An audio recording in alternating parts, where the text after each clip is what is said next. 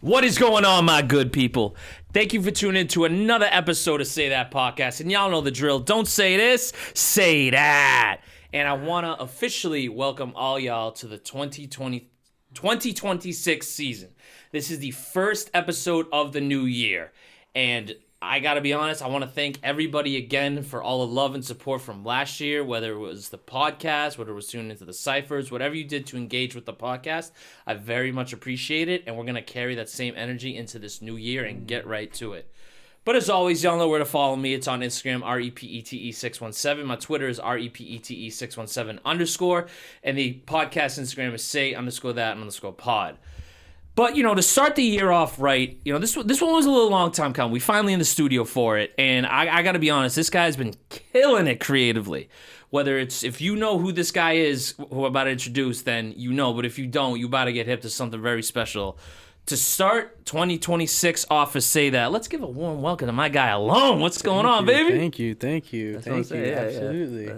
Appreciate you, bro. How you been today? I've been all right. How about you, That's good. Yeah. I'm excited that we finally get to do this. Absolutely. We've been talking about this for a while. Absolutely. Yeah. One of those ones. Yeah. We timed it perfectly. You want to know what's funny about the snapping thing, right? So I graduated from Emerson College, and when they all, the whole class agreed with something, because I went there for a master's degree, they started doing that, and I'm like, what the fuck y'all doing? Like, what does that mean? Like, am I missing something here? So, like, I guess it's like a polite clap or something like that. It's like if you don't want to clap, you actually like do the figures. I'm absolutely. Like, what are y'all, Johnny Manziel with the freaking one? Absolutely, yeah. I've been in the jazz lounge, I guess, too much. That's what I've been.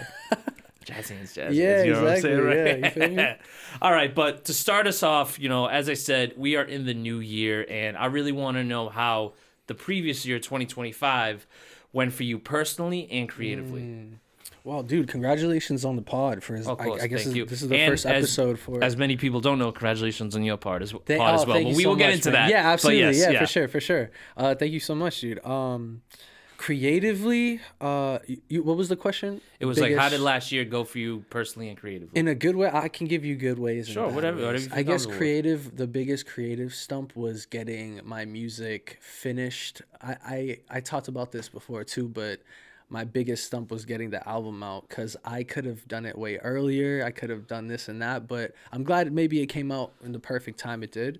But my biggest creative stump was just thinking like, oh, this is going to take forever, dude. I don't even want to think about that project right now. And then you open up the project and it's like, oh, that's all I had to do? You know what I mean? So it just takes like a couple of seconds to fix these little things that could have, you know, you're thinking that it's going to take forever. Yeah. I just accomplished that, I think, a couple months ago. Like recently, that was one of my biggest accomplishments, I think. I just been opening up old projects that I thought were like really overwhelming and just like taking it day by day, like just touching them up a little bit, little like that, you know what I mean? Not over focusing on it. And yeah, that's also a positive thing too. But you said creatively and personally, like, and personally, if you want to share, you know what I'm saying? Yeah, personally, I mean, my son was born. Hey, that's probably the biggest accomplishment. Let's go, yeah, you know what I'm saying? Like that. Hell yeah, absolutely. That deserves a big hand. Absolutely. Come on now, that's big awesome. Hand. But yeah, his name's Adeus. He just turned 1 actually. That's a fire name. Holy shit. Yeah. Got him right. Alone in Adeus. I like that. Yeah, yo. You know what I mean? You could be cooking up something in about 20 years with that. You know what I mean? Hell you know what I'm saying? Absolutely.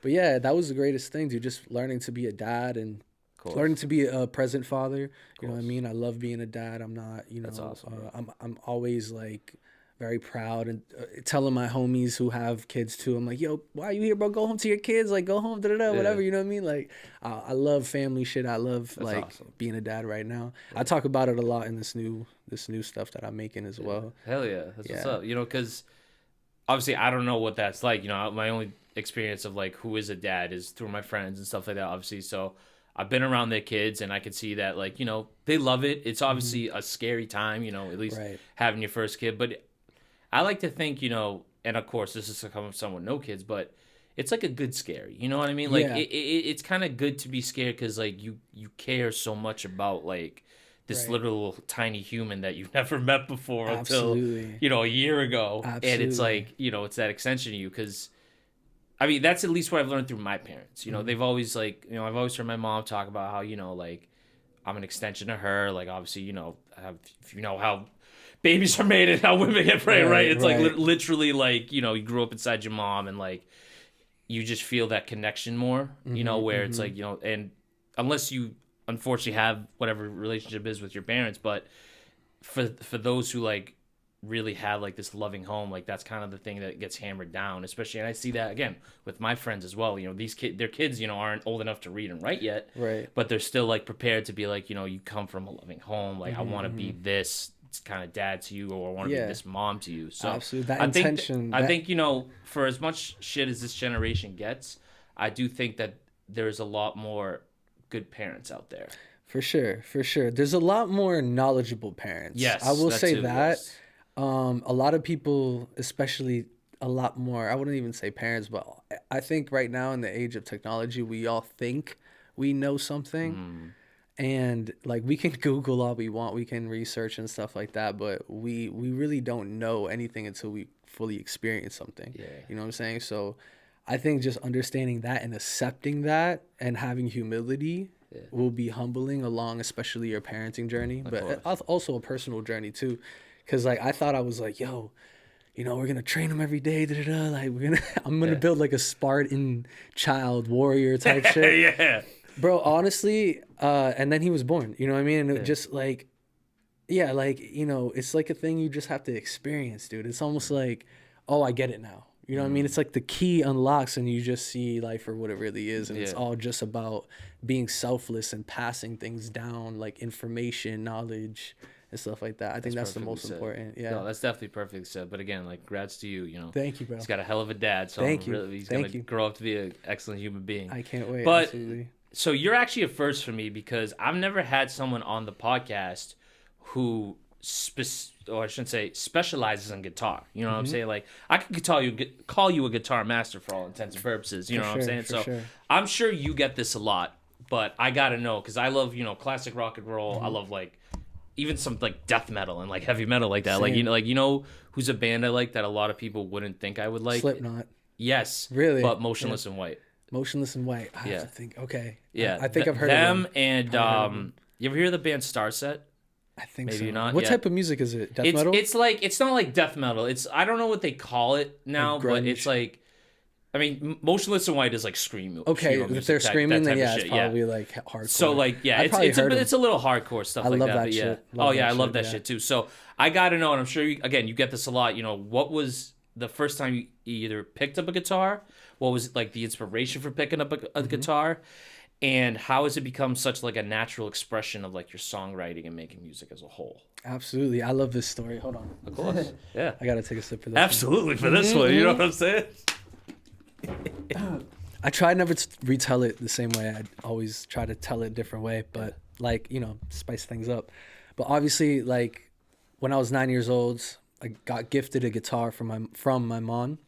And that kind of started like the musical journey. Mind you, before like her gifting me the guitar, I never listened to like music that was English. Like, I mean, reggae, but never like American music. Like I wasn't really, I knew about Lil Wayne and 50 Cent and stuff like that, but I wasn't old enough to go to the CD store and buy like their music yet. You know what I'm saying? So I did have LimeWire, but the music on LimeWire, it was always so like you had to find the seeding and then leach it and then like all this stuff. I was like, you I'm not literally a had to be an engineer. Yeah, at like to 9 like and understand. 10 years I was like, old. I'm 9. Yeah, I just want to listen to this music. Literally, and so yeah, that kind of started the journey. I started listening to my first like American song that I really or band that I really got into was AC/DC. Oh hell yeah! And then my dad.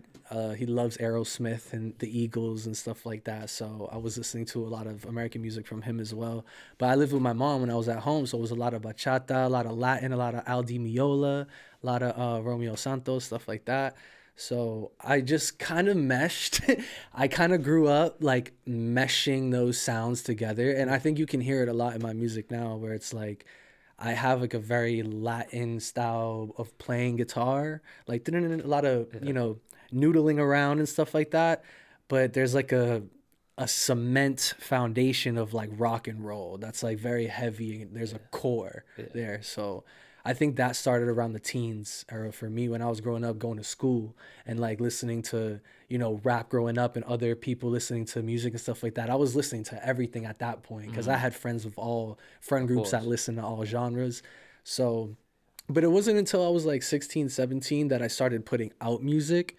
And that was, I always say this is it's such a funny full circle life because when I was this age, I wanted to put out music that I'm putting out right now, like Shit. hardcore rock music, right? Yeah. But at that time, I was just like I used Audacity, dude. I didn't really know how to track or engineer. I didn't know how to get my guitar to record at certain times, you know what I mean? So I was just using my voice because I was a writer. And I was like, yo, you know, blah, blah, blah, whatever. Making beats on FL Studio, tracking in Audacity. Yeah. Oh, so you're like hands on, Hands on. right? Well, Yeah. this all started from me just wanting to like hear what I was making, because at the time when I was, you know, I'm 29 now, so when I was growing up, like this was like 20 years ago. I'm talking about like there was no laptops, bro. No. You know what I mean? There No, was there was like if you not. had a laptop, you were like a rich kid. No, right. You know Yeah, what I'm that saying? was, So and they're like these clunky ass like yeah, laptops now. They're yeah. not like this. Like, Right. it's like, So I had like a PC that like my mom's ex-boyfriend whatever gave to me for something, and it had like games on it, and like he was like kind of a nerd too. Yeah. So he left like Adobe Audition on it and Audacity and stuff. So I just learned that. And I was like playing the guitar through this shitty fucking, there was no high Z cables or inputs that I just plugged it in and I was like, this sounds like shit. So whatever. Eventually I started to learn how to make beats. And then Okay. I turned 15, 16. I started engineering for my friends because I was the only one in my friend group that knew the software. Got you. And then that kind of evolved to, you know, in my 20s and mid 20s where I was like working on like certain individual indie movies and going to like Houston to work on stuff and stuff like that. But it kind of was full circle because I started rapping. I was like really poetic, like conscious rapper and stuff. I was very woke or whatever. And then I was just like, this isn't like fun. You know what I mean? This isn't Yeah. like selling, like girls they don't want to listen to this shit. You know what I And mean? at that So- age, you know, that's right. not like, Yeah, you know, you give a shit about what people think, but Right, you're right. certainly aiming for a certain Yes, influence at yes. making And- music at that age. Also, I think we all make this mistake as young artists is like we care so much about awakening others and enlightening others. Bro, it's not our job to enlighten them. And I think I learned this later, you know, like you know, probably like only a few years ago where it's like you don't have to force the message to the audience. Just honestly, I find it better to just be the message. Like wherever you go, just represent exactly what you're trying to say in those songs. You know what I mean? And then the songs can be more fun and they can be more spontaneous. You know what I mean? Like when I had the bedroom studio, sometimes it was a luxury to go in there and be like, oh, I can escape from reality.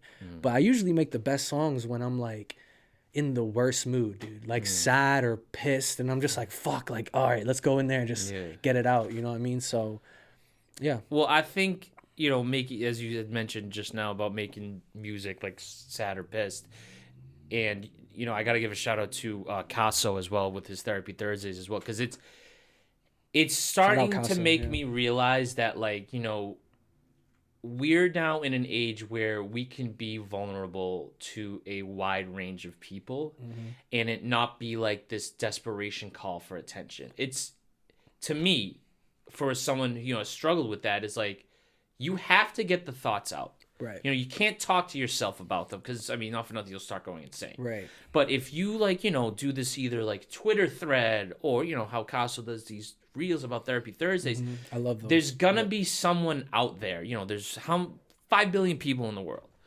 who are gonna look at that tweet or reel and be like, I get it. You know, I get this guy. And he's, in a way, you're unintentionally talking for them because people have to see that, like, again, it's okay to feel that way. Right. They And can it's relate. it's also okay to express it this way. You know, you do more harm than good to yourself if you hold it in. Absolutely. So why not, like, if you feel the need to post it online, you know, do so. I get, you know, posting online can have so many different misconceptions and perceptions about what people think you're actually trying to accomplish. But Right. if you're honestly true about your intentions, then I think just go for it. Yeah, You know? absolutely. Yeah, the intention matters as well. I think with whatever you're trying to do, at least setting a goal, you don't have to achieve the goal, but at least trying to achieve a direction Right. is important. You know what I mean? Absolutely. It's okay to be sad too. Like Yeah. it's so okay to be like Yeah. just not okay, dude. I think a lot of times we as humans right now, especially like you said in modern times where it's like kind of hard to do that. It's a struggle to like Yeah. be vulnerable. There's cameras everywhere. I can't be myself. Da, da, da. I'm thinking about this, being judged, criticized. Yeah. And it is hard to like once you understand that it's okay, like what I'm trying to say is when you kind of come into fruit when you kind of come into an understanding with yourself and who you are and you look in the mirror and you're like, okay, we all really think that we're a better person than who we think we are. Yeah. So it's very important to have humility. Once you unlock humility, you start seeing everyone on the same level. And it's really just like, you know, in layman's terms, it's like, oh, I'm a piece of shit. You're a piece of shit too. We can look at each other like we're, you know, we can joke about things and the bad things and the harm and the shit that harm us. You know what I mean? And I think that's really important, bro. A lot of people, they're real like, I'm sad and it's important that I'm sad. It's like it is, but not to everyone. You know what I mean? So it's like we need to understand how to communicate our sadness in real ways. Like I love comedy. Comedy is one of my favorite things to, cause like there's a lot of things in comedy that, you know, if you said to someone in a normal conversation, dude, No, they look at you like, who the fuck is this they guy? would judge the shit out of you. Oh, You know what I mean? 100%. So it's like such a freeing thing. It's because like they're up there, they're doing a job, Right. And their job is to like kind of make you feel uncomfortable, but get all that, all that insecurity out. You know what I mean? I think as a musician, we do the same thing. Yeah. You know what I'm saying? Sometimes we even do it in the reverse way, where we're the insecure ones and we're actually getting the security from the audience, and they're singing back our lyrics and stuff like that. I think it goes hand in See, hand. it's funny you mentioned the comedian thing because one of the first comedy specials I watched was a Kevin Hart comedy special. And in that, he talked about like, you know, some fucked up shit that happened to him. But he said it in such a funny way that your first instinct was to laugh with him. It wasn't to feel sorry for him, you know? So that kind of made me think of that. Absolutely, where, you know, the stage can really be, whether, again, you're a musician, comedian, whatever, it can be this release to like, hey, you know, laugh at my pain, or if I'm singing about it, sing it back to me. Exactly. You If know? you can laugh at yourself, then I think you're not in in a place where you know you can fully give up. No. You know what I mean? I think you have a ways to go. You know what I mean? So a lot of people, you know, like I said, it's okay to be sad. You know what I mean? It's completely that's super cool. And music is awesome. I always tell people, if you're going through something, some hardships, find a hobby. Like I skate, so a physical hobby, an instrument, and like a mental puzzle or something like Sudoku or something. Yes. You know what I mean? Yeah, like yeah. I do. You ever hear of Sporkle? Sporkle. No, It's, you got to it's put an me online on. quiz site. It's like all types of stuff. It's like music, geography. It's like everything. It's like Jeopardy, but a little bit, yeah. Okay, And there's all cool. different game modes, but again, it's a way to like, you know, challenge your mental, remember Okay, stuff cool. you're trying to remember. And What is stuff it like called? that. Sporkle. Sporkle. SPO. Sporkle. We're looking for RCLE. sponsors. You know, legitimately. Sporkle. And that's a thing. Like we were talking about, like old phones back in the day before we came in here. I have been on that website since like 2008.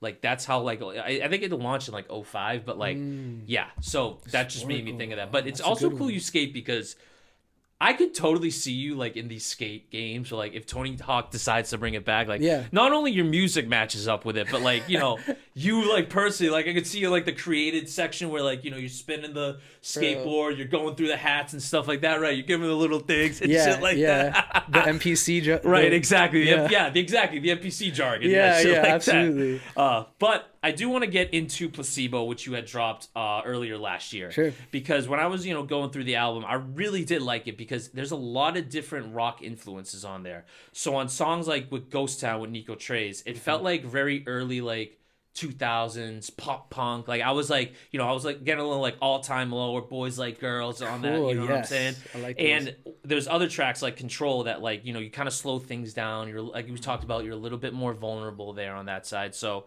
what was the creative vision behind the album, and how did you balance all those different like moods into one cohesive project? Absolutely. That's a great question, bro. So I already had a theme for the album before. I had a couple songs. So the first song I wrote for that album was with Dallas Rose. Shout out Dallas. And we were in the studio.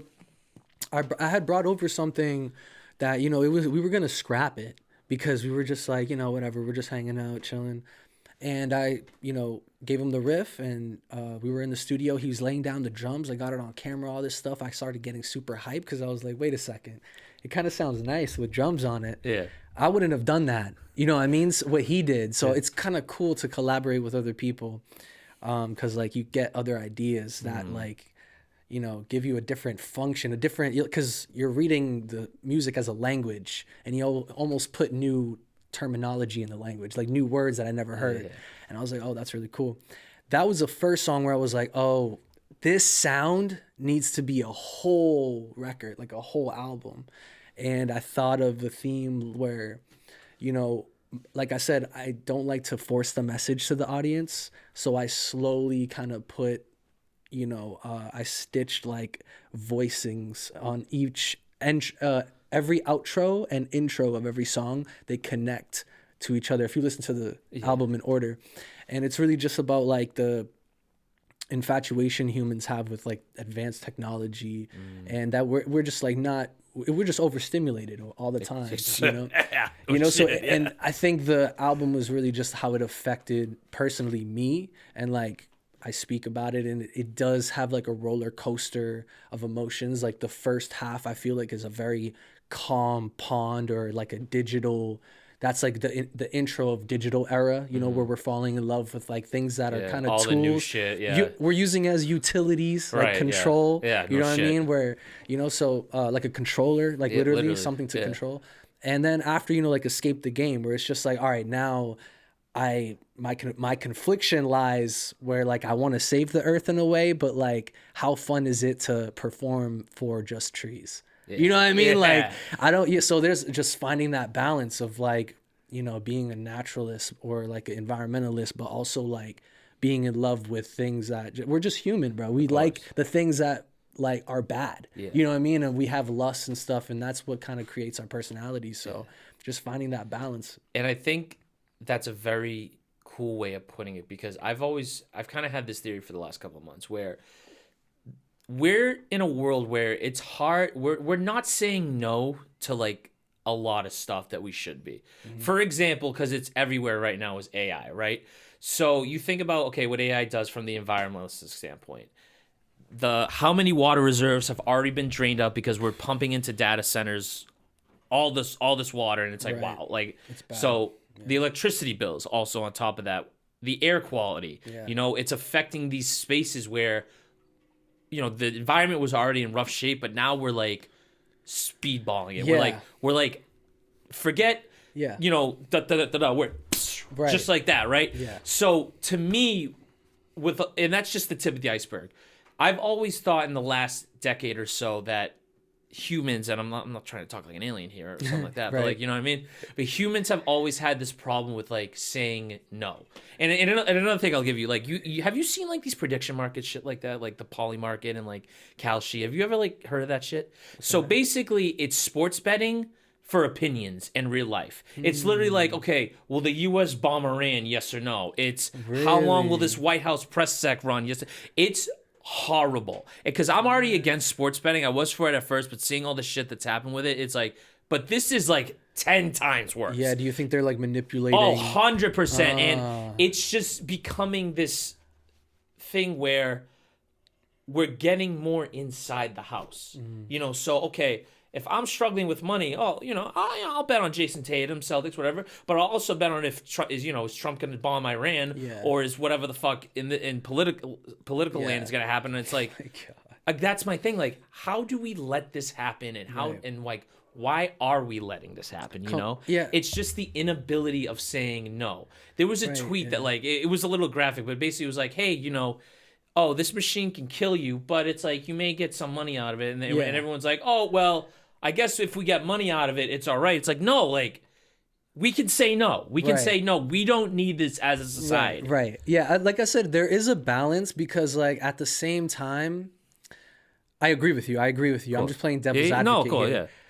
There are the other way of looking at it would be like, because this all started from like someone who built a wood house and has candles for lights. He looked across the land and he saw a royal castle, Yeah. And he was like, damn, they got lights over there. Yeah. They got workers They got over chandeliers. there. They got shit over there. I'm trying to be like that.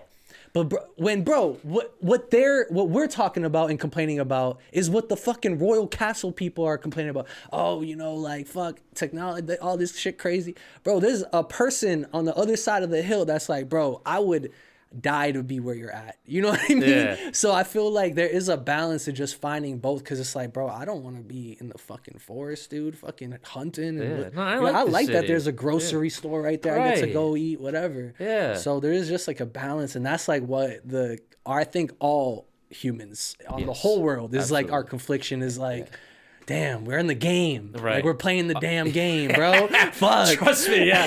So And they made the rules. No, We don't like even, literally, you know what I mean? it's that meme of like when you're high, just standing in the mirror, and be like, "Damn, I'm a human being. I'm really in this bitch, huh? Like shit." Like, Have you ever watched Rick and Morty? of course, I love straight through. I do love that yeah, type I of really fourth do. wall, like Yeah. psychological. Yeah, Yeah, I like that. I shit. think that people with that show specifically, they kind of made it into like the stoner show, which I get, because you know I've had my fair share of getting high sure, and watching for that sure. show. Absolutely, Yeah. hit some Rick and Morty bongs and what have you. Hit Rick and Morty rolling trades, of course. Real. But I just think that it was so much more than like a cartoon. Like it's actually teaching you a message. Whether you know, Rick's this insane guy, Morty's this cowardly guy, but there's still like a message there. You Right, know what I mean? yeah. There's still like themes that we can apply to in everyday life, and that's yeah. why it's that yeah, good of for a sure. show, because it's raunchy as hell. You know what I mean? Right, It's right. but it's also dead funny. But My favorite episode is when they go into the engine of the car,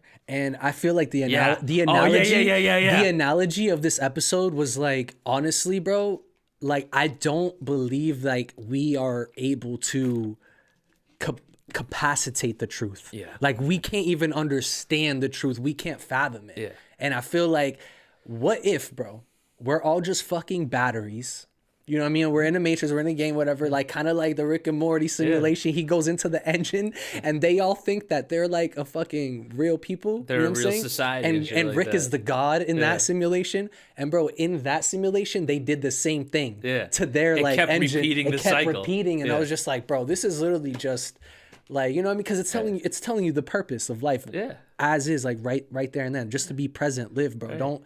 It's all this even extra. with in that episode when they go into the third simulation, and Morty breaks the guy's news that like, oh yeah, you're just this, and the guy like goes, Oh. so he made this universe, and that guy he made that guy's universe, and that guy made my universe, where I'm currently building my own universe, where I was so caught up because I missed my father's death and his funeral, and then he takes a ship and slams it into the and freaking side like, of the it doesn't mountain. even Like, matter, bro. Right. You know what I mean? Because that's like really, it's really like we won't. That's where we would go. Yeah. Like as humans, is like we're just so caught up Yeah.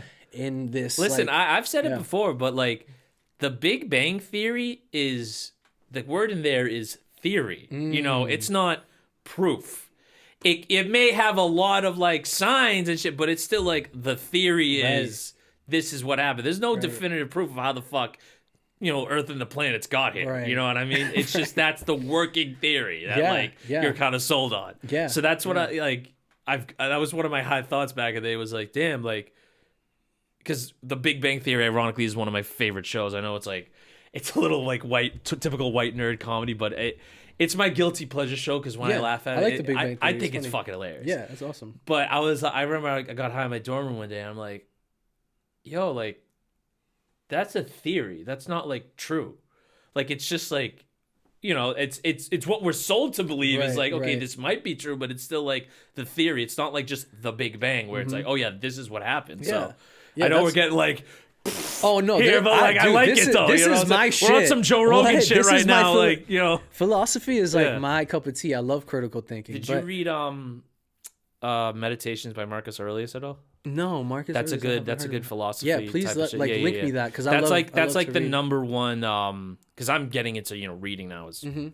as I should have been into that a while Yeah, ago, but still. my favorite thing is audiobooks too, bro. When Yeah. I'm driving long, Yeah, it's like, on the way audiobook here, as well. I love like audiobooks because I am a visual person, but I hate to diagnose myself and like people be like, oh, you got ADHD and shit like that. Yeah. It's a similar. When I read, I just fucking zone out, bro, and I'm like, oh shit, where was I? Yeah. And I maybe it's because like how close the stanzas are to Yeah. each other, but I'm just like I'd rather hear it, and I'm more engaged too. Well, one of the funniest things I heard from a rapper like pretty recently was Benny the Butcher of all people, right? There's the serious, literally butcher coming, not devil, but like the guy who makes Yeah, that gritty ass moves. He was like, "Is like, bro, I hate when people are trying to talk to me because like I'm on my phone. I'm not like watching videos and shit like that. I'm watching National Geographic and stuff like Animal Planet. I'm and shit. educating, yeah, He's literally type like shit. educating himself and he's zoning out. So I was like, oh wow, he's kind of like me for real. That's Like, real, bro. yeah, I love totally. that shit. Yeah, Yeah, but yeah, definitely. link me with Read that, Marcus. 100% Yeah, Marcus Aurelius, if because Aurelius. he's someone you go and do a deep dive with if you read the book, because he was like this Greek philosopher and like war general. So a lot of the stuff is transcribed, but the one thing I love about the book is when he was writing it, obviously, it was in freaking 111, whatever the fuck, right? Yeah. And, survival rate was like 30. You died when you were 30. You either died a soldier or whatever the hell. But all those lessons he kind of took, it still applied to like the human evolution as the years, hundreds and hundreds of years went on. It's still like regarded as one of like the best books right now. Right. Like I know we have the Odyssey Oh, I gotta coming hear this it. summer from Yeah. Christopher Nolan. It's that kind of like thing where it's like Christopher it could be Nolan's written in crazy. prehistoric times and it'll still be like Okay, cool. But I am looking forward to the Odyssey too. I I've really seen it in like your eyes that. too. I Yeah, really yeah. like that. I love Christopher Nolan. Oh yeah, bro. I'm excited, He is bro. awesome. Yeah. I love Christopher Nolan. I think it's Charles Brooker, Black Mirror. Okay, yeah. Yeah, I love Black Mirror was awesome. And that's He another didn't- one, I don't right? I don't know if there was books, but just the episodes. Yeah. Robert Greene is one of my favorite writers. Robert Greene, Alan Watts, and Terrence McKenna. There you go. See, Robert you gotta Greene- love an educated man. Oh yeah, you know what I'm dude, saying? Robert Greene for the mind, Terrence McKenna for the soul, and then Alan Watts for when you trying to get high, smoke out, chill, listen to the universe type stuff. That's you get a that's little what's up. deeper with Alan Watts. Yeah. All right, but we're gonna get into the whole aspect of the guitars and the gear and stuff like Please. that right now. So I gotta know, how much do gear choices influence your sound versus like playing technique? And since I literally have no clue how this works, it's all foreign language to me. Give me like a rundown of like your rig. And well, actually, I'll ask you the second question later. But like, I want a rundown of your rig and how much the gear choices influence your sound versus like a playing technique. Great question. So I'll answer it one by one. I'm playing the guitar first, speaking through the CR6 Aqua Burst. Her name's Aqua as well. I always call her Aqua. 6-string. She is maple fretboard. I think it's solid alder body, but it's like layered. It's so nice. Sustains crazy. That is going into a G5N by Zoom. The people are gonna laugh at me for that, but I just like the way it sounds tonality wise. I am a producer at heart, so usually when I'm making the songs, all the songs you heard on the album at least, I didn't use outboard gear. I used straight guitar rig 7, 6 as well, and now I have the Manuel Gardner Fernandez mix wave amp, which I'm just loving right now. Like the whole next songs, all the next songs I'm gonna make are with that plugin, and just like the tone is just perfect. I can't really tell that it's a plugin. Like it really just sounds so good.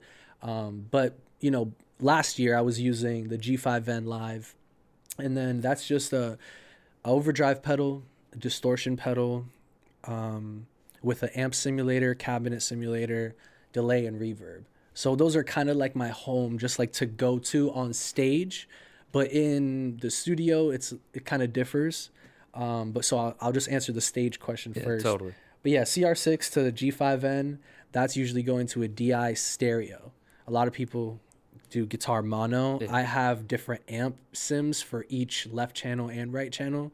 It's just a little nerdy, a little crazy, a little technical, whatever. The sound guys hate me. But it is a little complex. But when you're only all the artists I perform with, we only have one guitarist usually, so I have to fill in that width because most of bass, drums, and stuff like that, they're kind of mono despite the cymbals.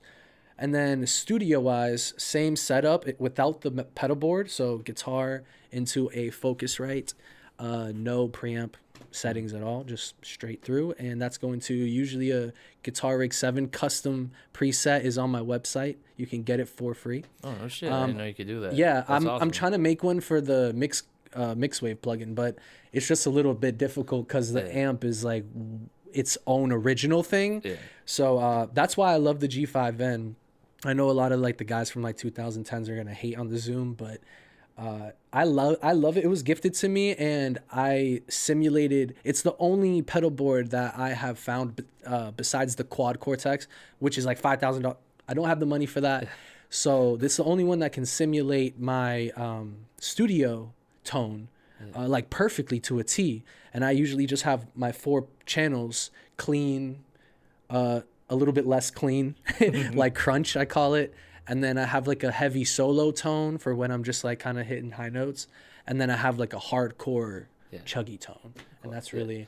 Because it's just cool to get an education on all that shit. You know what I mean? Because like I got no clue about all this stuff. You know what I mean? So a lot of people... And I think a lot of the people listening right now may not. Yeah. Right. A lot of people probably ahead of me are way more passionate about it. I'm more passionate about sound selection. I love hardware. Yeah. I'm just I'm a performer, bro. I get the job done with what the fuck ever you give me. You know what I'm saying? It could be a beat up Telecaster, a fucking untuned and shit like that. I'm gonna get the job done. You know what I mean? I'm there to it's not about me. It's about the audience, whatever, you know what I mean? Like I'm there to just play the position. See, that's a true hooper right there. You know what I mean? That's a true dedication to the craft right there. Absolutely. Because a lot of people be stingy and be like, no, I need this setup. Yeah, you don't have this distortion pedal. I can't fucking play. I'm like, dude, get the hell out of here, bro. Yeah, I Shut can't up do and that. ball. You know what I mean? Yeah. Right. Like, so now that begs the question, like, if someone wanted to get into this like today, what would kind of be like the equipment you would recommend and like kind of the price range for sure that they would kind of go in? Because like this stuff is expensive. Right. Yeah, it's a little too expensive. I would say, bro, if you have enough money to ski and snowboard, it's about like 2 times. It's about 2 times more expensive than that. You know what I mean? Like, skiing and snowboard is like $200 a trip. You know what I mean? So I'm saying, you know, professional wise, like you really have to want this shit. The first thing you're gonna need is, I'll start with guitar. Obviously a guitar. You know, you can get a used one. I would say $200 is a good budget. Anything lower than that, you're kind of risking you like, you know, durability and certain things like that. Like the guitar will always get out of tune, so it won't be fun because you're always gonna be fucking tuning before everything. And I think the more expensive the wood, so the higher the price range, the better the tone, the better the strings are going to function, everything. So if you can afford a better one, get a better one. But just to start out, get a used fucking $80 guitar at Guitar Center and just see what it feels like. You know what I mean? And you don't even have to get the amp that day. Just play, find YouTube videos, how to like, you know, beginner guitar tutorial. Yeah. Or I also do guitar lessons too on my website. Hell yeah. Alone.net, ALXNE.net. Yep. But yeah, just finding out if you're passionate about it. You know what I'm saying? Because we all learn how to ride a bike, but how many of us still ride a bike? Right. You know what I mean? Because like it's important that you learn, but it's also like even more important that you learn that you don't want to do it anymore. You know what I mean? So that's because you don't want to waste your time. And then I will say for the other for the artist aspect, being a producer, all this stuff, whatever. Guitar is kind of easy because it's an instrument. It's also more intellectual because you're using your brain and your physical. But artists and producers, we're mostly like networking with our mind, psychologically, stuff like that, you know. I would say same thing applies as the guitar, but like 10 times more.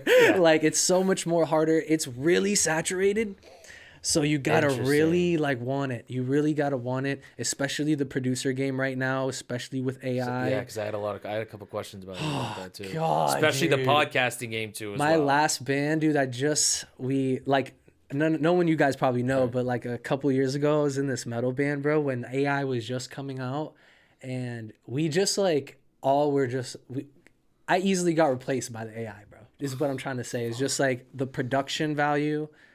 It kind of went its own different direction. And I was just like, oh, I see what it's got to be. And I didn't even take it as like a loss because I was just like, oh, I got to be better than a robot.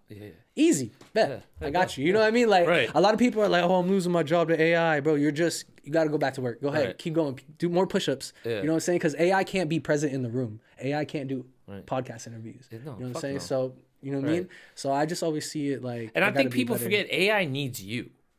You know, Yeah, needs a prompt. right? Exactly. It doesn't need like, and that's why when people say if you're an AI, graphic artist, you are lazy because all you're doing is just typing shit in. Yeah, in the music world, so in the band world, bro, it's cheaper to not hire more band members. So it's a lot of cutting corners and shit like that. You know what I mean? So if I have to pay this guitar, if this guitar is like $200, you know what I mean? And I'm kind of expensive, you know what I'm saying? So I like, you know what I mean? I be working with people. No, you're worth, you know what I'm saying? But it's like way cheaper to just be like, I can synthesize it. I can make it an instrument and just not keep the money for me and pay the rest of the band or whatever. I like I said, there's like a balance of that. I'm highly against it, you know what I mean? But I can't sit here and say that I haven't utilized AI, because even in FL Studio, I'm making chord generators. Yeah, I'm using chord generator because I'm not really like good at keys and stuff like that. So I'm like, dude, I can't transpose on the guitar. How the fuck? So I usually just do chord generator, boom, play, and I figure out the leads over the chords. Yeah. So I'm using it as a tool. You know what I'm saying? I'm not like, create the fucking da-da-da, whatever, because I have to play it live, dude.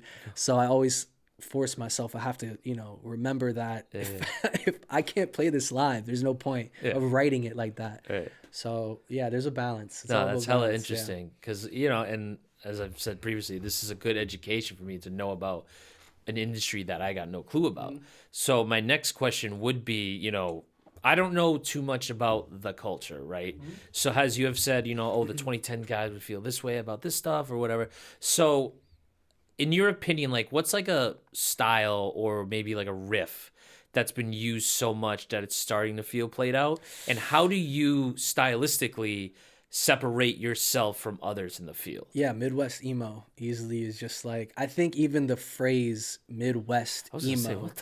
Yeah, it's just like, it's basically just math rock. Like it's basically rock, but there's odd time signatures. It's kind of like clean tones. It's really came up from like Tron and Polyphia and stuff like that.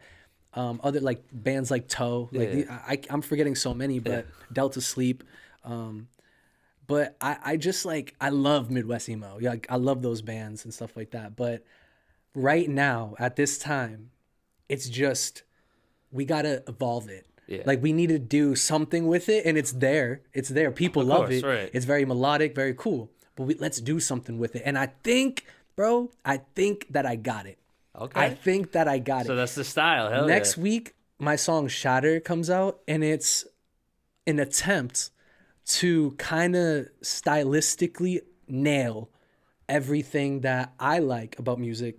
And I think that everything that kind of my audience likes, enjoys as well. Sure. So it's really, I call it like mathcore. Mathcore is kind of what I really am phrasing it as. And I think it's hardcore as fuck because it's very metal, but it's also a little bit trippy. You know what I mean? Like it has odd time signatures and stuff like that. So, but it's like very, it's like very there. It's very there. It's very new. I haven't heard anything like it. I mean, my favorite band is Unprocessed right now. My favorite guitarist is Guthrie Govan. So even just by knowing those two people, you'll probably hear a lot of that influence in the song. But like that's who I listen to try to get like ideas from and stuff like that. So I just like juiced everything that I like about them, and I like I said, like when I was growing up, I was listening to bachata and this and that, and then my dad's rock music. So I had to collide them. I'm good at mixing, even with like as a person, like when I go out to friends, events and stuff, I'm really good at like mutualizing people. Like I'm very good at like, here, he's this person and that person, and boom, that they go and make their own relationship off that or whatever. Because I know hip hop. I know rock on a very surface level. If I hear a song, I'm like, oh yeah, I like that, whatever. Right. I still haven't even been to like well, that's not true. I went to Green Day last year or 2 years ago. Green Day's punk as fuck. Well, they're Green hardcore. Day's my freaking. Oh hell yeah, dude! My favorite band. You know what I'm saying? Oh fuck yeah! That's my favorite album. Yes, one of my favorite albums. The Grenade one. So. I forget what it's called, but American Idiot. American Idiot. Of course. I don't want to be an American idiot. You know what I'm saying? All that shit. And that was sure. I have loved Green Day since like 2005. Well, rambling a little bit here, and that was my first time seeing them. It was everything it could be because it was the 30th anniversary of Dookie. and the 20th anniversary of American Idiot, so they did songs from both. So that was like cool. But that was Really literally cool. that was my first rock concert. I've been Right. listening to rock my whole life. So, but again, on a surface level, I didn't Yeah. know the ins and outs. I don't know what the culture is. I know, hip hop culture in Massachusetts, but I don't even know what is rock and roll culture in Massachusetts. Like, Yeah. what is like maybe the issue with it? What do you, like about it? I'm just trying to get this education from you about it Right. for sure. I'm probably the wrong person to ask for two reasons. One, I'm still stepping inside of it, and like I said, I'm also mixing I'm not only in the rock Right. scene places. I'm very much like hyper aware of the underground scene that we have in rap and R&B, and I just love that type of music as course. well. So I'll be everywhere, but and the second reason is I don't think I've developed enough to say who the right people are to reach.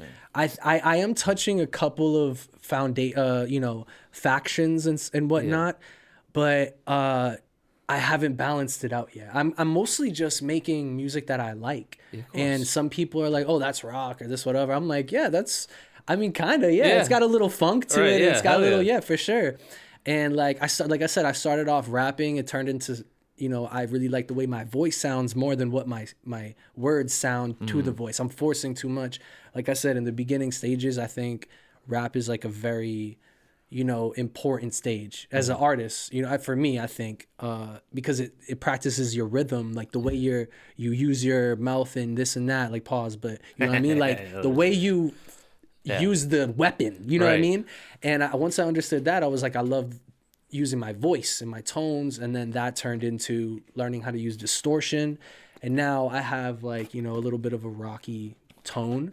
So I just kind Totally. of my music evolves with the voice, Right. really. And as you had talked about, outperforming robots and stuff like that, you're someone who can be like in 10 years, Alone already thought about that. You know what I For mean? sure. Alone had this 10 years ago, or For like, sure. that type of stuff. You're very ahead of the curve, and I'm you're very trying to aware be. to be like, this is what it, you're present, but you're also aware that like, oh, we still have to keep moving. Like, something's gonna sure. come and take this place. So let me get the ball rolling on it already. Yeah, for sure, for sure. As far as my experience has gone, in this city, like it's been a lot of love, similar to you, like where it's like very, they're very excited for me and they're very proud of me. But like it's also just like what is the rock scene out here? You know what I mean? So that's where I'm still trying to learn. Where I'm Right, just of like, okay, course. maybe I gotta touch this and this and that, and like it's similar to just every scene, like Right, just no, every absolutely. Like, hip hop scene, like just climbing, meeting people, networking, being in the right places at the right times, like extremely important. course. And yeah, I think Because it's shit yeah. you don't really think about because you're so deep in like me, like in rap and hip hop. It's like, oh yeah, there's definitely probably like metal artists, rock and roll. This is probably out there. I just don't know because Yeah. of how embedded I am in a certain scene where Right. it's just it's not always hip hop, but the good majority of people I talk to are also in that scene. So Yeah. it's like Yeah. not that I don't care, but like I would like a little to know who is what and what's Right. which is the point I was trying to make. Yeah, so I used to like live right on the beach near Sammy's patio before they like took it down, and that was like a spot where I used You're to from go. Revere originally? Malden. Oh, no But shit. I lived in Revere like a Oh couple no years shit! ago. I'm on Mount Nev. I'm like across the street from Oak Grove Station, No or shit. was across the No street. shit, because Yeah, you know yeah. where I live too on the beach. You know that apartment complex right by the Circle of Winthrop, the roundabout that has the pool, kind of near Beachmont Station. Yeah, so Winthrop, like Yeah, more yeah. I south, was in yeah. that apartment Oh, complex. That's okay, what that was cool. like when I was born. That's where my parents live and grew There up. you go. And I moved Revere's down cool. to it. I Yeah, like I Revere. graduated from RHS too. Oh, Yeah. okay, nice. Yeah, no I shit, did yeah. not graduate, but I went to Melrose High School. Okay, yeah, no shit. It's North Shore kid. So Yeah, yeah. North Shore kid. That's what's up though. You know what I'm saying? But as someone who has owned a lot of equipment over the years, how many guitars have you owned? And living the Rockstar lifestyle that you do, how many have you smashed? Oh my god, that's a good question. So I've owned a lot. Probably not as many as like an average guitarist, but I've owned 6 guitars, electric guitars. Yeah. And then I have like 3 acoustic guitars. They're actually all still in pretty good condition because I don't play acoustic guitar enough. I just like distortion, whatever. The electric guitars I had, my first guitar ever was a Fender Stratocaster Squire. like regular, kind of $200 like regular ass guitar, super whammy bar, everything tremolo. It was like very basic, nothing crazy. And then my second guitar was a white knockoff of a Squire that I got for like $20 from a friend, and I that happened because my first guitar broke. So that was the first one that I smashed. That was the first one. It wasn't a smash technically, but it did break, and the strap came off on stage. And I broke. Oh, yeah, shit. it broke on the stage, bro. It was horrible. Mid-performance? Mid-performance, it was like it was a garage. I was like 14. Okay, so it was like my friends, high school friends and shit like that. It wasn't crazy. Yeah, it wasn't like at like some, okay. No, yeah. it was before I was even alone or whatever, you know? And then I have like 3 other guitars that are still in mint condition, never broke. And, but I will say last year on tour, we broke mad shit, dude. We broke mad shit. Not in like a Slipknot way. Yeah. Like in just a fucking embarrassingly funny way. Cause just being hardcore as shit. Like I broke a string on stage, bro, and I just fucking started chewing it. And everyone just was going fucking crazy. You gotta do the Jimi Hendrix thing and play it with your teeth. I try to do that, bro. I can't do like teeth playing with the strings. Yeah. Like I don't know what kind of strings Jimmy was using, but I think mine's are just too. I always get it like. It always sounds like a scrape. Like floss almost. It's never like a bing. It's always like a you know what I mean? Like it sounds so bad. But I'm thinking tongue for the babes, for the ladies. You know what I'm saying? Maybe one time to, go crazy. But was it Jimi Hendrix or Prince?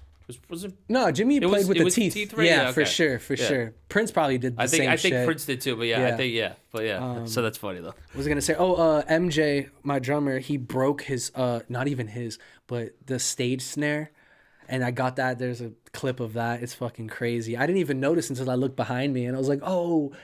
What? Because in my head, bro, you have to like continue the show. Yeah. But I was freaking out. I was like, "Are we gonna have no snare? Like, what the fuck are we gonna do?" You're like trying to be calm. You're looking at everybody. Yeah, you're trying to give them signs. Like, yo, like. Bro, I saved it. I was like, "Oh, this is hardcore as fuck. What?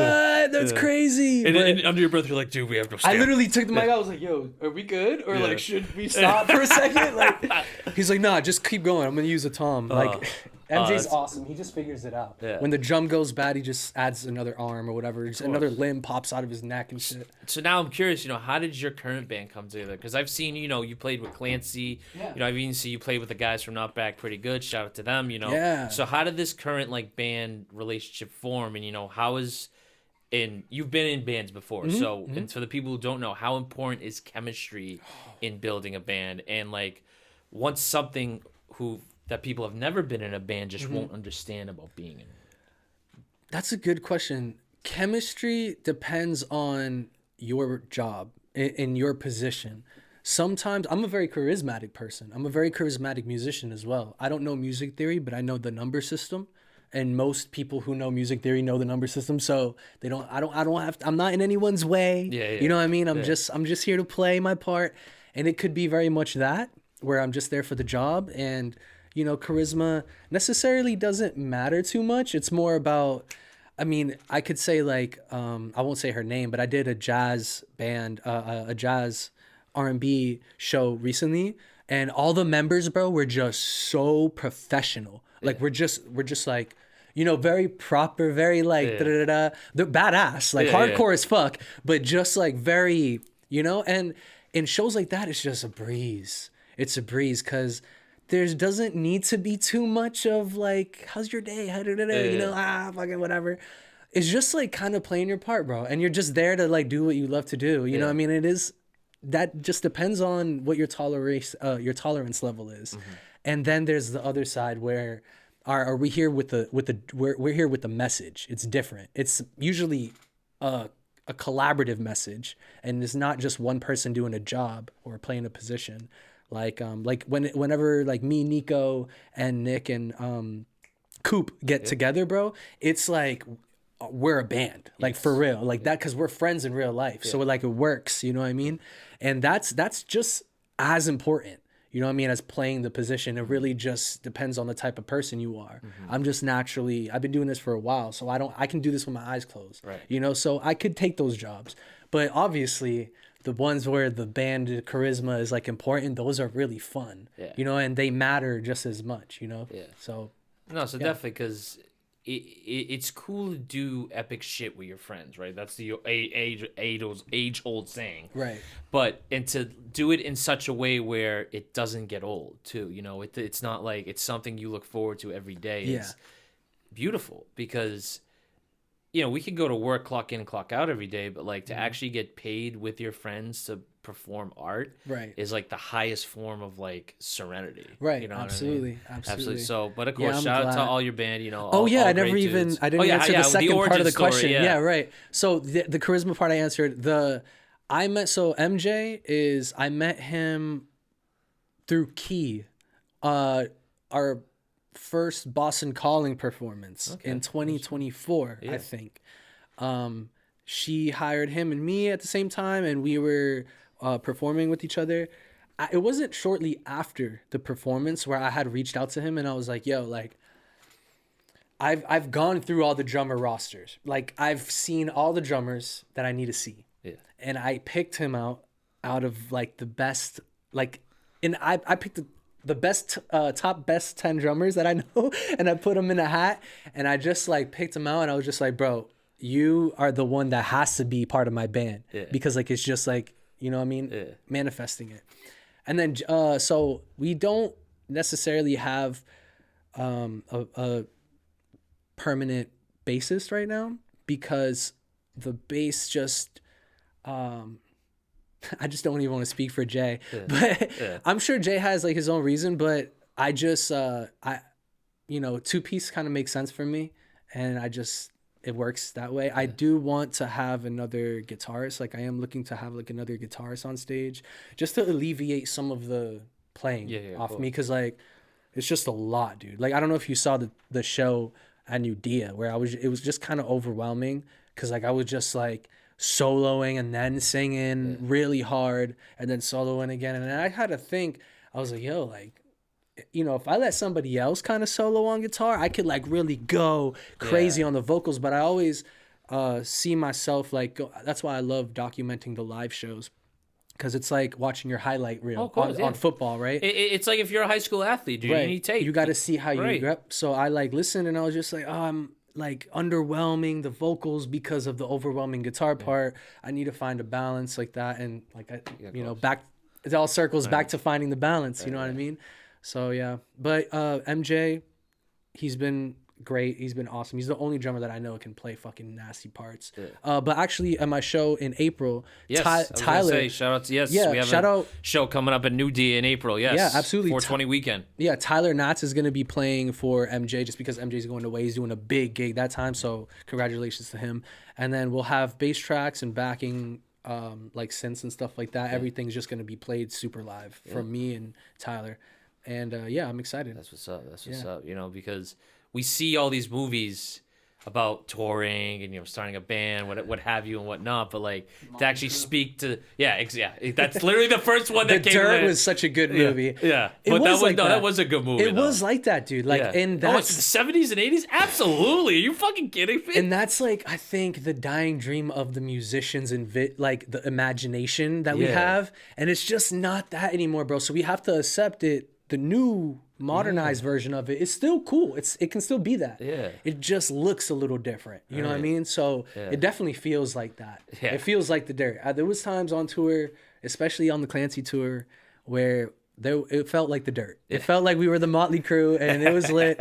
But there's also times where, like I said, like you're doing a show and you're there like professionally to play a position, and you got to play. You can't miss a note. Yes, and that is also equally important. You know what I mean? Especially to a crowd that's never heard you before. Right. New Year's Eve was that. It was that. That's right, because you did first night. With we played on absolutely. NBC. First time on TV. It was actually crazy. It was so cold, dude. It was so cold. I mean, everyone got sick during that. I was out for the first week of this year, and included New Year, so I didn't go out. Yep. But even still, I was like walking outside. I was like, "What the fuck is brick out?" Yeah, Damn. it was my first time playing in that condition, like in that bad condition. It was a little scary, bro. I'm not gonna lie. The first half of our set was smooth. It wasn't until my fingers started to move a little slowly. Yeah. And I was like, wait, why can't I go up there? Wait, hold on. And I think like whoever saw the set will know, but like I was very much like worried about the weather more than like, Yeah. like, okay, let me just Because, like bro, your figure health out. comes first. You don't want your Right. fingers bleeding Yeah. on your guitar because of how cold it is. Because, like, Yeah, yo. yeah. But I try to, just like I said, be professional, and there's mad people. We're on TV. Yeah. So like you can kind of tell I'm like playing it off as much as I Yeah. can, but I'm like, you know what I mean? Like Yeah. breathing, like heavy. Sucks. Yeah. Yeah. I'm talking to Devo, we're smiling, but inside I'm just like, yo, I cannot feel my fingers. Yeah. I'm like hoping I'm playing the right notes because we didn't play with in-ears. And Interesting. I mean, I probably did, but Yeah. I definitely missed a lot of notes because Yeah. it was just like super, Right. cold. But it was so fun, dude. That was really cool. No, that was was lit. That was lit. that's another one of those moments where it's like, that's why I do this. You know Right. what I mean? Like it's for that reason. Of You know course. what I mean? Absolutely. Yeah. Big respect to you for that. 'Cause Thank you, bro. Thank you. I get my fingers get freezing if I have a nice coffee, when I'm not wearing gloves, and I'm like my fingers are legitimately like getting like raw, and like this hurts. This fucking Yeah, sucks. yeah. So playing guitar, like that's an endurance test, and you Yeah. passed it. I Absolutely. remember one of the backstage employees. I don't know what she was, but probably the manager. She was like, "Do you need gloves?"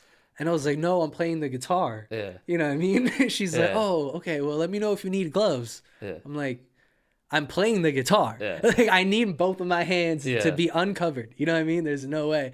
But yeah, they need to make some gloves for guitars. No, or some oh shit. yeah, something. that might be something you get into, bro. I Yeah. might have- Figure out the Shark material. Tank, yeah. We'll keep it on the hush right Yeah, now. yeah, but we'll have to work may have on to that. cut this part out, but like, you know what I mean? Yeah, Yo, edit keep it out, bro. seriously. But speaking of editing out shit and all that Mm-hmm. stuff, me and you do relate in some way. We're both podcasters, Mm-hmm. of course. And I've always asked people this because we can talk about the highs of podcasting all we want and all the stuff we enjoy, but like, what's something you really not like hate, but like you just don't like about podcasting, and like maybe like some way you need to change it, whether it is locally or even just in general about podcasting. Yeah, fucking cables, dude. Yeah. Cables is like the worst right Yeah. now. I'm like, oh.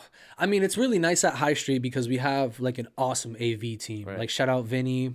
Well, you guys are all moved into a new studio now too. We so are at yeah, Rise at now. Rise, right? Yep, yeah. So it's really my first time actually on the new set was yesterday. Okay, nice. And I was like, oh, bro, it was so comfortable. I definitely got like super drunk on pod, but it was so worth it. I was like, yo, Yeah, I am yes. having a great time. Yeah, really. And it was fun. Yeah. But like the one bad thing, I guess, is I guess something you can't control, because I mean we can't control the fucking cables and stuff like that.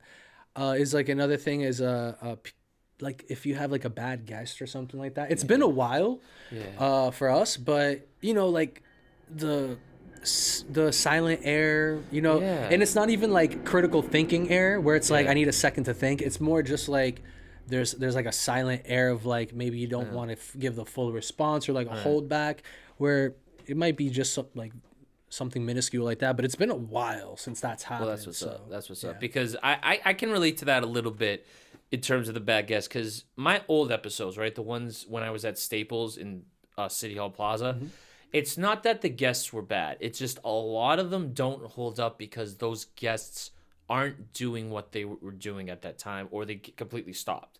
So it's like, well, that's why I show people kind of this era of the pod, Right. because everybody who's been on at AOA Studios is still doing their thing, Right. so that way the episodes hold up more.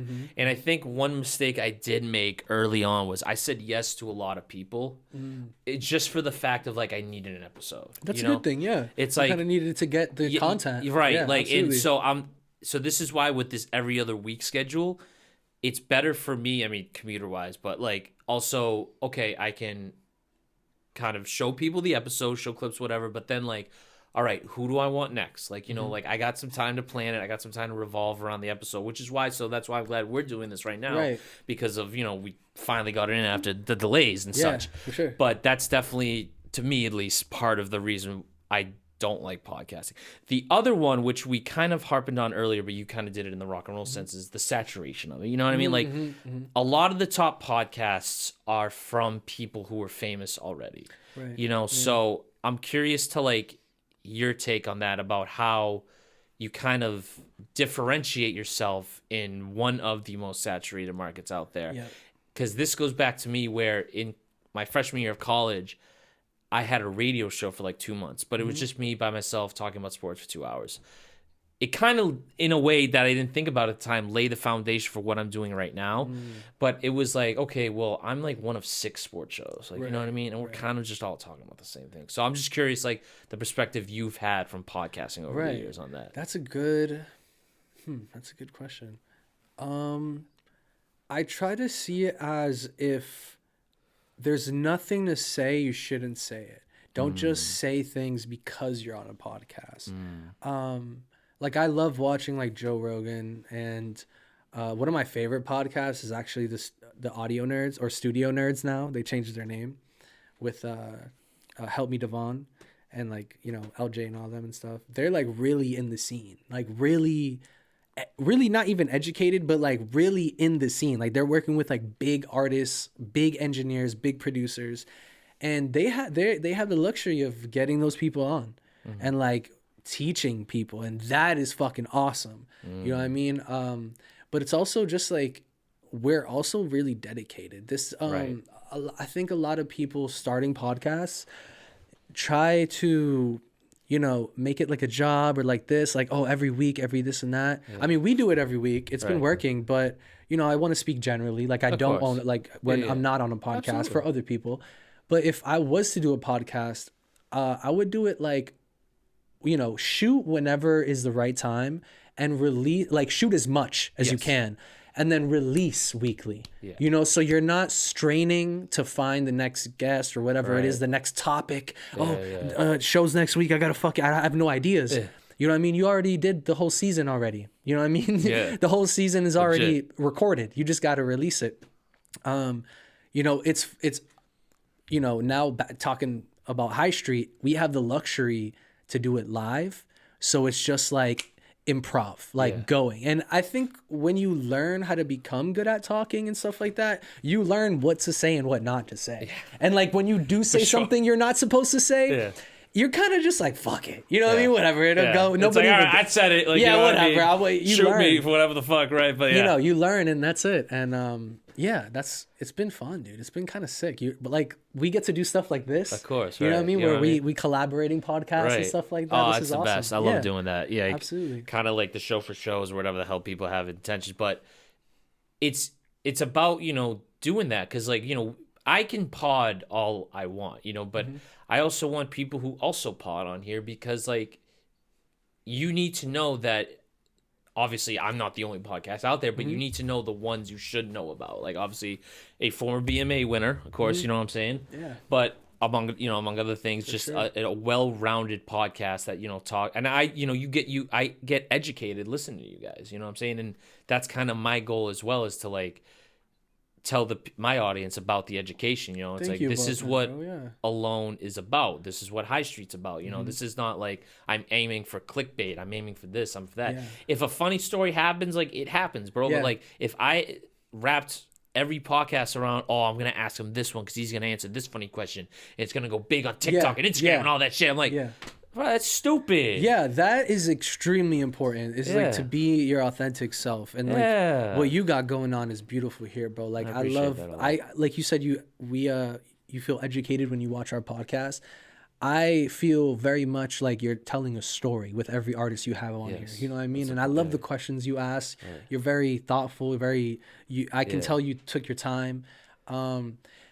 Where it's like, you know, there's so many styles of podcasting now. You know what I mean? What works for you? You know what I mean? We are kind of doing like the game show shit where it's fun, and it's like, we are steering away from the interview style. Just because it was cool, but like you said, it's very oversaturated. Right. And we have a big team, bro. Well, that's the other thing too. You know, I like how there's a lot of you. You know, so you don't need like, guests are cool, but you don't need one every week. Right. You know what I mean? Right. Yeah. And I think we're grateful to have one every week. Like, we have people wanting to come on, which is so sick, and we want to do that for culture and community. But I think it's also so funny. Okay, like last night I just met Summit. I never heard anything. Wow. Nothing. I'm interviewing him next week. You know what I mean? And bro, like I didn't study. I didn't like, Yeah. I gotta, because this artist, bro, I just met him in person and we talked before the podcast and we built chemistry like that. And it was natural, it was organic, it was authentic. And we sat down, bro. We had the funniest, like, best podcast last night. You know what I mean? To start the year, it was so cool. And like, yes, he's gonna love you. You're gonna no, I have met him beforehand, but like, yeah, podcast. Because it was funny. When was it? Like tail end of December, I believe. He did a show with Term and Slain and Static, and it said like, "Yo, 2026, come with the pod." It's like, hell yeah. There was like, "Oh yeah, I actually want to come up with this." I'm like, "Oh, word, let's get to it." You know what I'm saying right there. So yeah, shout out to him. Shout out to yourself as well. But thank you, bro. To kind of wrap up this episode, looking ahead, like I said, this is the first Say That episode of 2026. In your eyes, what's something that excites you about the new year? Like, what are you looking forward to collaborations-wise? Something, what is 2026 to you either want to accomplish and want to either just do? Album mode. I'm in album mode right now. Or I should say writing mode. Yeah. I'm just writing so much new music. I'm using certain tools that are really, really making the ideas come out so fast. I want to just like really point out that you don't need any gear, bro. You don't need any hardware like to start making music and shit. I'm using like this fucking Mixwave plugin, bro, and I'm just like in love with it. It's like shortening my writing, not even writing, but like my mixing, because like I spend most of my time mixing. So this year I want to minimize my fucking time mixing, dude. Yeah. I want to write more. I want to make more music. I have mad ideas. I need time. And like also just patience from people as well, just like that still believe in me, of course, because I'm very much infamous for taking my time. Yeah. You know what I mean? Hey, Rome ain't built in a day, right? Exactly. It took me a few years to do Placebo, but I'm like, I have the next one ready. It's more just about making sure the front of the store looks good. Yeah, you know what I mean? So that when people walk in, there's product that they can buy, that they can take home. And yeah, I got new merch coming. I'm really excited about that. And I have the show in April. I forget the exact date so far. April 18th, April 18th, with Isaac Groove. That's why I saw it, because Isaac Groove. Yeah. And Shay's on there. C-Caps. Thank you. Forgive me if I'm not remembering you, because I literally just glanced at the flyer. Yeah, it's a girl, I think, right? I know it's at New Dia. That's what I know. It's at New Dia. It's at New Dia. So 4/18 at New Dia. Yeah. I know for when this episode dropped, that's a couple of months away, but still, put it on your schedule. Because it'll be here excited. quick. I'm really excited about that bill too. Yeah. It's a very versatile bill. No, it is. That's what I mean. I like that. Like when I seen like you and Groovy first off, because he's doing his thing with his band the right rock now. Hop shit, dude. Yeah, they're really good. That shit's hard. I had hosted his last live in XYZ location in Salem. The one with Cave? Yes. I heard about that. Yes, I had hosted that. Cool. And that was my first time seeing his band. And they did a lot of like fantastic. I told him after the show, I was like, you guys got to do WWE theme songs. Yeah. You should ask his band how the rock scene is, because they're heavily in the rock scene. Okay, I'm like stepping foot, and I'm also like in a different kind of area as well. Totally. So like definitely. But yeah, I can't wait to meet them, because Isaac's, we talk a lot, and he's like, bro, can't wait for you to meet my band, bro. You guys are gonna fucking jam. It's gonna be so I was crazy. so freaking impressed. Okay, like cool. legitimately, like they made me a believer in that. Okay, cool. But to wrap us up, man, first of all, thank you very much for coming on. Glad again we got this done. Of course, I wish you a happy and blessed new year in 2026. Thank you. And congrats on being a father. That is huge. Bright steps ahead for you. Mm-hmm. If there's anybody you want to shout out right now, please do. And also tell the good people where they can find you on all social medias and stuff like that. Yeah, I mean, shout out High Street. I got to shout out High Street. Shout out to you, bro. Say That podcast. Shout out Rise Studios. Yes. We are, I'm just going to fucking announce it right now, because it's just happening so fast and I'm really excited about it. Alone in a Room is coming back with high production. We're doing it at Rise. We're sponsored by Rise now, so it's super fucking exciting. We're going to do our first season over there very soon. And that's what was the other question? Where can they find you on the socials? On social medias, it's IAM_ALXNE on all social medias. It's just IAM_alone with the just X. the X, right? Of course. Yep. Yeah. And I have a song called Shatter. It's like I've been anticipating this song to be dropping for a long time, because I've been working on it for a long time. I streamed when I made it, so there is kind of like a backstory of like that people can go back and see how it was developed as a song. Yeah. which is really cool. And I'm gonna be talking more about it when that comes out. I don't know when this drops, but on when like from so today's Thursday, it'll drop Wednesday. okay. Oh, that's when the song comes out There on you the go, 21st, perfect. January 21st. So it'll be out. Yeah, after you watch this podcast, go stream Shatter by Alone for sure. Hell yeah. Absolutely. But ladies and gentlemen, we are kicking off the 2026 season in the right way. Thank you very much for tuning into the first episode of Say That this year. If you enjoyed it, because I'm sure you did, please leave a like and comment on our YouTube channel and make sure to smash that subscribe button to help grow this podcast further. And you already know where to find me on Instagram. REPETE617 is my personal. And say_that_pods the pod page. And if you want to follow me on Twitter, I'm also there as well. It's REPETE617 _ because I had a little mess up on Twitter. But that's neither here nor there. Yeah, sick. But as always, thank you very much, ladies and gentlemen. And y'all know the motherfucking drill. Yep. Don't say this. Say that. And we'll see y'all in the next episode. Peace.